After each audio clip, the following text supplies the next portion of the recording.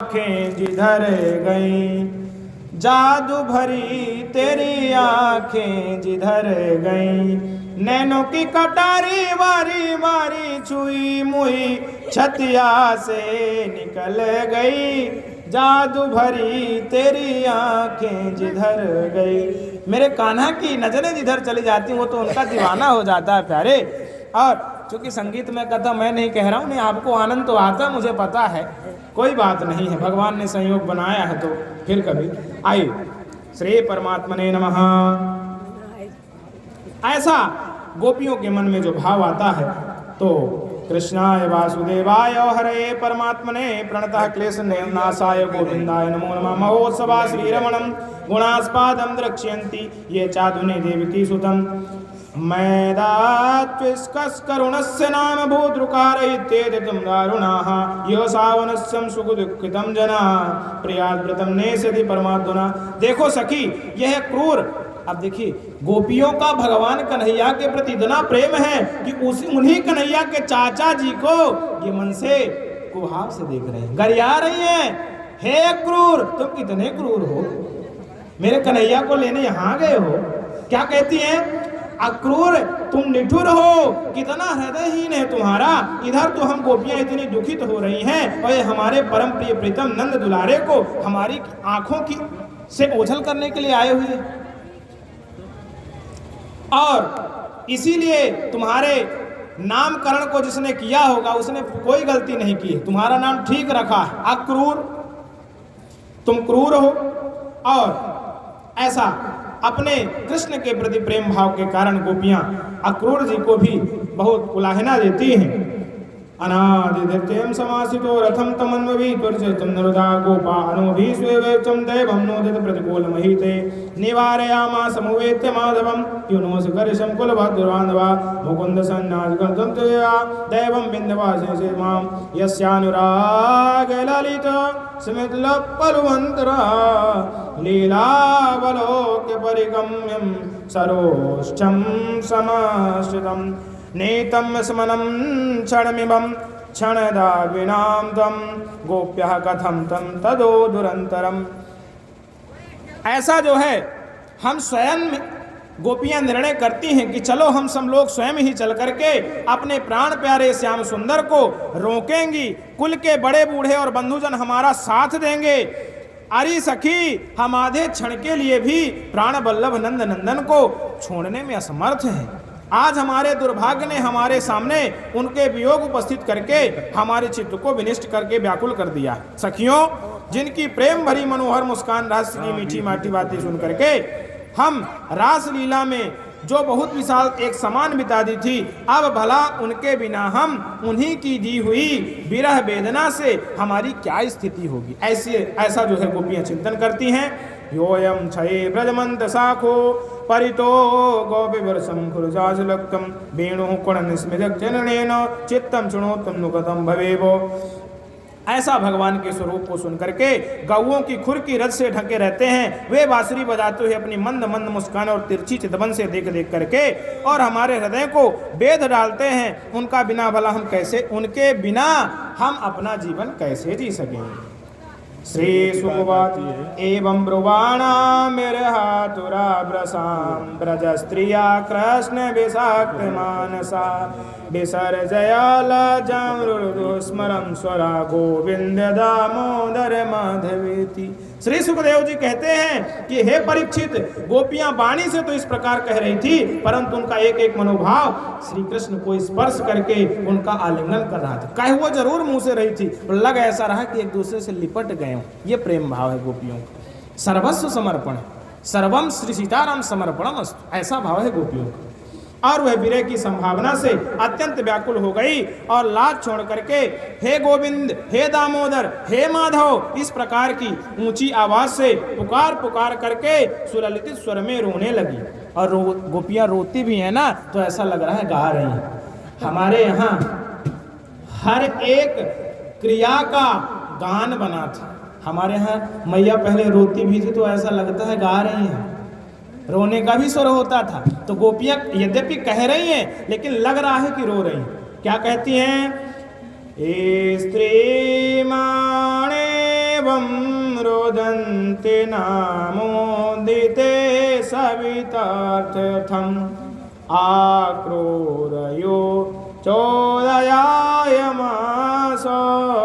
कृतय मैत्रादिको रथम।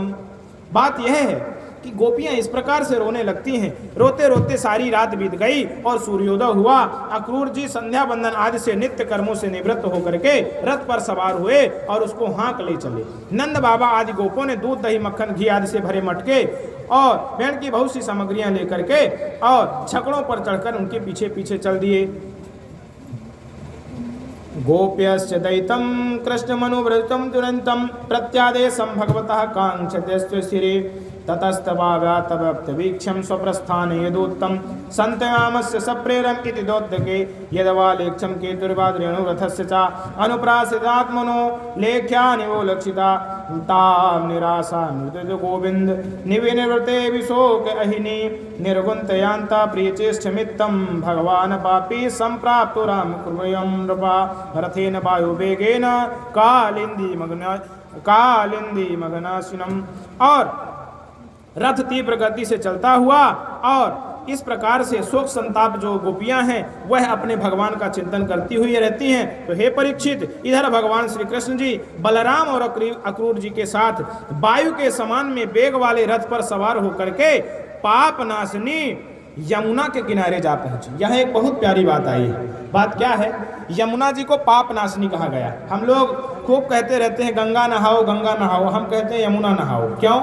संपूर्ण पापों को एक बार में नाश करने की सामर्थ्य यमुना जी में है। क्यों? इसका वर्णन यहाँ बस नहीं है, भागवत जी में तो यह वर्णन नहीं है।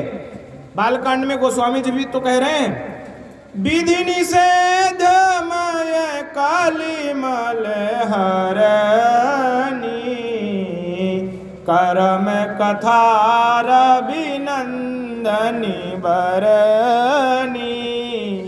सूर्य की पुत्री यमुना जी इतनी सामर्थ्यवान है कि यदि एक बार इस शरीर का स्पर्श उनसे हो गया तो एक झटके में संपूर्ण पाप समाप्त हो सकते हैं। ऐसा महिमा अब भागवत जी में भी आप महिमा सुन रहे हैं यमुना जी की। और यमुना के किनारे कालिंदी के किनारे भगवान आते हैं तो तत्रोपश्यम पानीयाय पीत्वा मृष्टमणि प्रभम ब्रजाक्षं मुण्यप्राम सरामो रथमापिसत् अक्रूर रस्ताप उपाव मंत्र निवेश चा रथोपरि कलिन्द्यातं रथमागत्य स्नानं विविधाचरत् निमञ्जं तस्मिन् सलिले जपान ब्रह्म सनातनं तावेद्दृश्यते क्रूरो रामो कृष्णो समन्वितो। और वहां उन लोगों ने हाथ मुंह धो करके प्रक्षालन किया और यमुना जी से मणि के समान नीला और अमृत के समान मीठा जल पिया। मीठे रस से भरो रे राधा रानी लागे, राधा रानी लागे मोहिनी लो नीलो यमुना जी को पानी लागे। मैं ये लोग ऐसे ना हो इसलिए दो पंक्ति गा दिया, क्रम बहुत है तो पारायण में मन लगाएं। तो यमुना जी का जो मीठा जल है उस पे उन्होंने मुख प्रक्षालन आदि किया और अक्रूर जी ने दोनों भाइयों के साथ रथ पर बैठा करके उनसे आज्ञा ली और यमुना जी के कुंड पर आकर के विधि पूर्वक स्नान करने लगे। अच्छा एक बात तो समझिए गुप्ता जी, स्नान करना ठीक बात, पर विधि पूर्वक स्नान करना क्या है? प्रयागराज लोग जाते हैं धार से कूद जाए, वो विधि थोड़ी है कि आप देखो गंगा जी में सीताराम, ये न ये क्रम नहीं है। क्या है स्नान करने का भी सनातन धर्म है। सनातन धर्म इसलिए थोड़ी महान है, हर एक कर्म का यहाँ विधान है। स्नान के पहले करना क्या चाहिए? पहले आप किसी तीर्थ स्थल पर जाएं तो उसके जो स्रोत हैं उनको प्रणाम करें, फिर उनका महात्म्य सुने। महात्म्य सुनने के बाद उनके जल को स्पर्श करके और प्रक्षालन करें और प्रक्षालन करने के बाद प्रार्थना पूर्वक जल का स्पर्श करके स्नान करें और स्नान के तुरंत बाद दान करें। अब सोचिए आप ये कहाँ लिखा है? पंडित जी अपने माल की बात तो नहीं कह रहे हैं कुछ मिल जाए, ऐसा नहीं है, ऐसा मैं नहीं कह रहा हूं, ये लिखा है भगवान राम ने। आप रामायण तो सुनते रहते हैं, चले राम लक्ष्मण मुनि संगा तो गए जहां जग पावनी गंगा। और गंगा गए तो क्या किया? स्नान किया। अब विधि पूर्वक स्नान किया। ऐसे नहीं है कि जाए और नदी का पानी देखे तो जहाँ से कूद जाए, ऐसा नहीं, उसकी विधि है। हमारे सनातन धर्म में हर एक चीज़ की विधि है और विधि अनुकूल काम। यही यहाँ पर कन्हैया और बलराम यमुना जी में विधि पूर्वक स्नान करते हैं अपने काका किनके साथ, अक्रूर जी के साथ। और यहाँ एक बड़ी अच्छी लीला होती है गुप्ता जी। अक्रूर जी जब स्नान करते हैं तो दोनों भाई स्नान तो कर लिए, अक्रूर जी जैसे ही नदी में डुबकी लगाते हैं तो नदी के अंदर डुबकी लगाए तो पानी के अंदर उनको कृष्ण कन्हैया लाल की छवि दिख रही है। क्योंकि यमुना का पानी कैसा है, काला है, और हमारे कन्हैया कैसे हैं, काले। तो जैसे ही डुबकी लगाई तो उनको काला काला श्याम नजर आने लगा, और जैसे फिर ऊपर देखे तो ऊपर कन्हैया बैठे हुए। तो अंतः जैसे आप देखिए ना, ये पद्म पुराण का मंत्र है, वेदोक्त बात करता हूं मैं, ऐसा नहीं है। पद्म पुराण में मूल मंत्र कहा गया है। जैसे आचार्य लोग सबसे पहले यही तो बोलते हैं, अपवित्रः पवित्रो वा सर्वावस्थांगतो विवा। क्यों बोलते हैं ऐसा?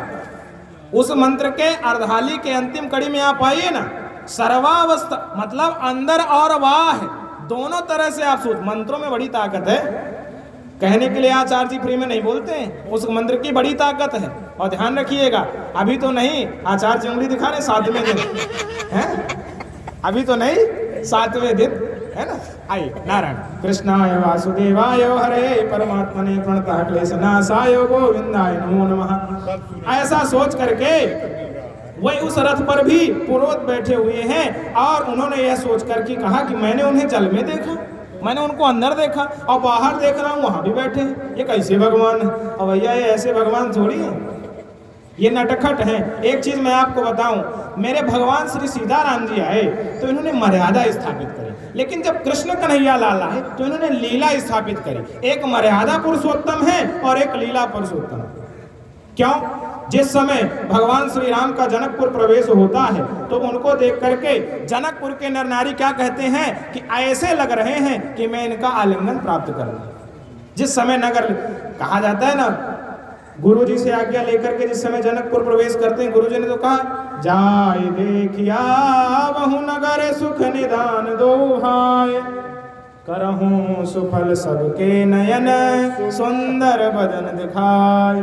कहा ना, तो वहां पे तो उनको दिखा करके और जनकपुर वासियों को संतुष्ट कर दिया, किंतु ये जब नटखट आते हैं तो ऐसे वैसे नहीं है, इनको देख करके तो ब्रजवासी गाने भी लगते हैं। ऐसो चटक मटक सो ठाकुर, तीनों लोकन हूँ में नाय, लोकन हूँ में नाय, ऐसा बैकुंठों में नाय, ऐसो चटक मटक सो ठाकुर, तीनों लोकन हूँ में नाय। तीन ठौर से टेढ़ो दिखे, नटवरया की बंसी सो है, तीनों लोकों का स्वामी फिर में ब्रज में गऊ चराय, ऐसो चटक मटक सो ठाकुर, तीनों लोकन हूँ में ना। तो हमारे जो कन्हैया है गुप्ता जी, ये बहुत ही नटखट स्वभाव के और हमारे राम जी बड़े मर्यादित हैं। आप देखिए ना, एक लड़का यदि रास्ते से निकल जाए, 25 माताएं किनारे से खड़ी, उसकी नजर चंचल हूं मैं मान नहीं सकता, लेकिन मेरे राम और मेरे लक्ष्मण जी 1000 स्त्रियों के बीच में जिस समय निकल रहे थे उस समय भी उनकी नजरें नीचे से ऊपर नहीं हुई। जनकपुर की स्त्रियों ने तो ये भी कहा, अरे इनको क्या, मैं इनके बाप तक को जानती हूँ, किसी के बाप को कोई कहते फिर ना बोले वो। लेकिन मेरे राम जी चीन से चांद नहीं, ऊपर देखे नहीं, कह लो जो कहना तो। लेकिन यहाँ कन्हैया से तो कोई कह दे, क्यों कन्हैया? बोले कहा मैया, कहा कहे हुए? बोले कन्हैया कहाँ जा रहे हो?